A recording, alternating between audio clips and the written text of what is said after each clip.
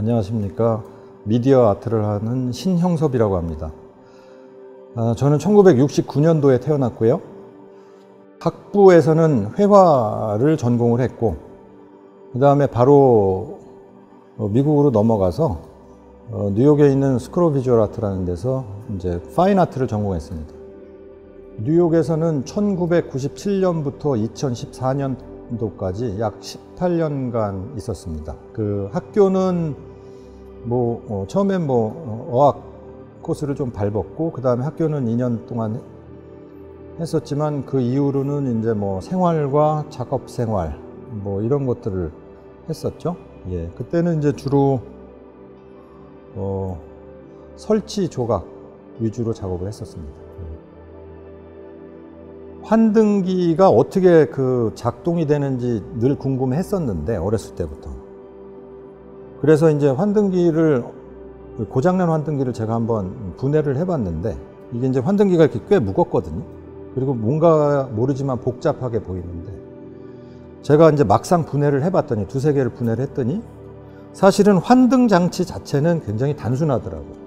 조명이 있고, 슬라이드 필름이 들어가는 자리가 있고, 앞에 환등기 렌즈만 있으면 되는데, 환등기가 왜 이렇게 비싸고 무겁나 했더니, 나머지는 이것을 시간이라든가 포워드, 백워드 이런 것들을 제어하는 요 장치, 그리고 그 할로겐의 안전기 이런 것들 때문에 오히려 이제 덜 중요한 부품들이 오히려 이제 많은 양과 거기서 이제 중요한 기술적인 파트를 담당하고 있었던 거죠.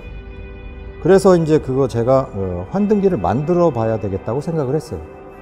이제 그 전에는 기존에 나와 있는 환등기를 그냥 그대로 이용해서 하다가 나중에는 내가 직접 만들어야 되겠다. 왜냐면은 원리 자체는 단순하니까. 그래서 만들면서도 그 장치성, 장치가 가지는, 기존에 이제 환등기랑 비슷하게 또 만들면 별 의미가 없으니까, 그거의 그 물질성과 장치, 기계 장치라는 것을 강조하기 위해서 이제 어리고 젊었을 때 봤던 영화에서 이제 많이 영향을 받은 무슨 로봇이라든가 비행 접시라든가 이런 것들의 모양을 따라 하려다 보니까 그것이 좋은 게 뭐가 있을까 찾다가 이것저것 해봤죠, 그때도. 그러던 중에 이제 성공적으로 만들 수 있었던 게 바베큐 그릴이었습니다. 이게 로봇 같기도 하고 또 비행 접시 같기도 하고 이래서요. 그리고 이제 그거 기술적으로도 어쨌든 빛을 차단해야 되고 거기에 있는 구조물들을 또 유지를 해야 되고 어느 정도의 그 공간도 확보가 돼야 되고 너무 크거나 너무 작거나 하면 그 안에 우겨넣기가 힘들잖아요. 그래서 이제 적당한 것이 바베큐 그릴 또는 양철로 된 쓰레기통, 그리고 요즘에는 단단한 플라스틱으로 만든 장비 박스 이런 것들도 사용하고 있습니다. 카메라 옵스큐라와, 그러니까 어두운 방이라는 뜻인데, 그리고 환등기의 옛 이름이 매직 랜턴이라고 합니다. 17세기서부터 주로 쓰여졌다고 이제 그 기록에 남아 있는데요. 둘 다 원리는 같아요. 사실은 우리 사람들이 가지고 있는, 대부분의 포유류가 가지고 있는 안구도 카메라 옵스큐라의 그 구성을 그대로 가지고 있고, 환등기도 그렇고 카메라도 그렇고, 그리고 이 방도 그렇습니다. 마치 극장을 들어갈 때 우리가 깜깜한 극장을 들어가서 이제 그 스크린을 보는 것도 그 스크린에 더 몰입을 하기 위해서 극장 자체를 깜깜하게 하는 거랑 마찬가지죠. 극장이 밝으면은 화면이 보이지가 않죠. 그래서 여기도 어둡게 구성을 하고 이제 장치들이 어두운 공간에 이미지를 뿌리는 방식으로 했습니다. 그 아르고스 파놉테스와 사이클롭스 시리즈는 둘 다 똑같이 환등기로서 이제 원리는 똑같아요. 하나는 이제 사방으로 여러 군데로 투사를 하느냐, 아니면은 단일 방향으로만 투사를 하느냐, 요 차이만 있을 뿐인데, 일단은 저는 기술적으로 5가지로 나눴습니다. 광원, 즉 빛 파트가 있고요. 그 다음에 오브제가 있습니다. 즉 비춰지는 물건들, 오브제들.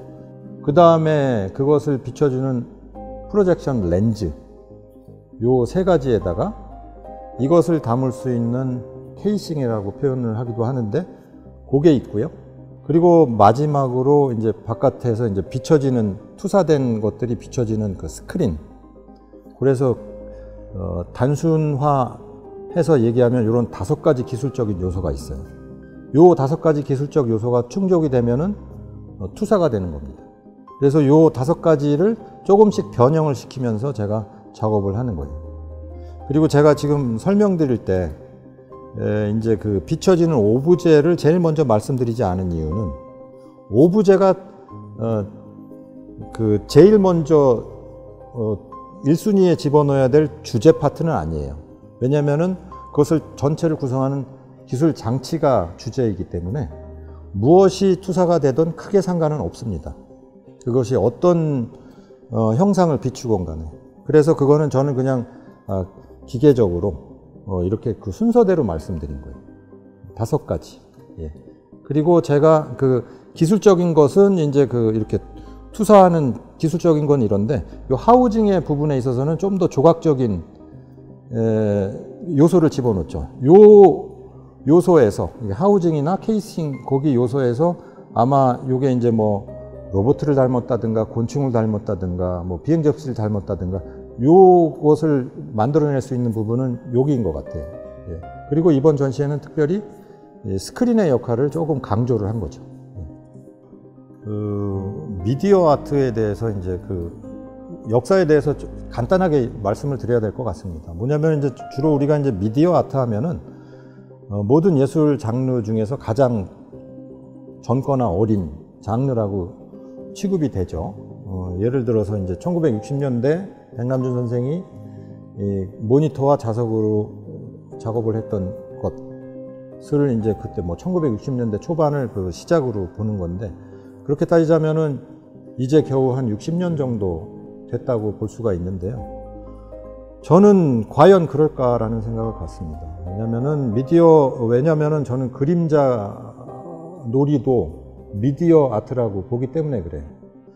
우리가 이제 뭐 전기를 꽂아서 TV 모니터로 본다고 해서 그걸 이제 기술 기반 장치라고 하지만 사실은 빛이라는 관점으로 봤을 때는 그것도 여전히 이제 모니터도 그 빛을 그 제어하는 기술이거든요.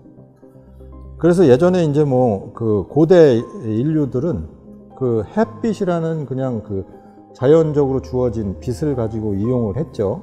햇빛과 오브제와 그리고 그 오브제가 만들어진 그림자 이걸 가지고 이제 뭐 그게 오락이 됐던 아니면은 뭐 종교적인 이유가 됐던 그걸 가지고 했고 그걸 뭐 실제로 이제 여러 문화권에서는 인형극을 결합해서 그림자 극의 형태로 기원 전서부터 그것이 활용이 됐고 저는 그것을 그 미디어 아트라고 생각하지 않을 이유는 전혀 없다고 보고 있습니다. 그래서 이제 그 미디어 아트의 시작을 장치적인 의미에서 가장 오래된 원류를 그 그림자 극이라고 봐요. 그래서 저기에는 사실은 빛과 오브제만 들어가 있습니다. 스크린과. 지금 정의 렌즈가 빠져 있고 하우징이 빠져 있죠. 그리고 이제 저 작품에서는 특히 이제 그림자 인형극을 또 차용해 왔는데 그림자극은 뒤에서 이제 사람들이 길다란 작대기를 이용해서 이제 인형들을 조작을 합니다. 근데 저것은 자동으로 움직여요. 왜냐면은 저기서 사용되는 빛은 2가지로 사용이 되는데 하나는 그림자를 만들고 또 하나는 태양광 인형을 움직이게 만드는.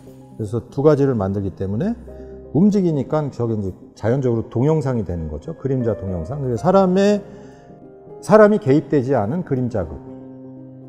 그리고 이제 저 작업은 1919년도에 어느 단독주택에 실제로 설치되어 있던 거실 창문에 거기다 직접 설치를 하기 시작을 했는데요. 그 이후로 우연찮게 이제 거의 매해 전시를 하게 됐습니다. 그래서 세레나데라는 이름을 진 것은 사실은 이제 그 어두운 방의 은유입니다.